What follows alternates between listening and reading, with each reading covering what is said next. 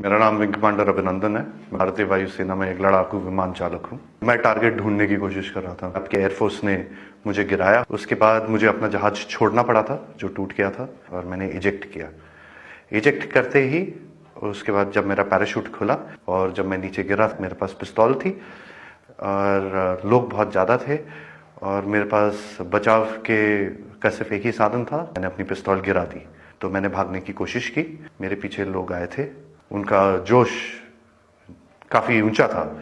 उसी समय पाकिस्तानी आर्मी के 2 जवान आए एंड उन्होंने मुझे बचाया वहाँ से। पाकिस्तानी आर्मी के एक कप्तान थे, वो आए, उन्होंने मुझे इन लोगों से बचाया, मुझे और कुछ होने नहीं दिया।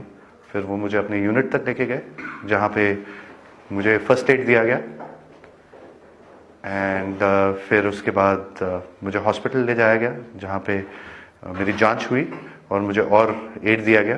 पाकिस्तानी आर्मी जो है वो बहुत ही प्रोफेशनल सर्विस है। I see peace in it. I have spent time with the Pakistani army. I am very impressed. Indian media बात हमेशा बढ़ा चढ़ा के कहती है। जो छोटी सी चीज़ होती है उसका बहुत ही उसको इतना आग लगा के, इतनी मिर्च लगा के बोलते हैं वो, उसमें लोग बहकावे में आ जाते हैं।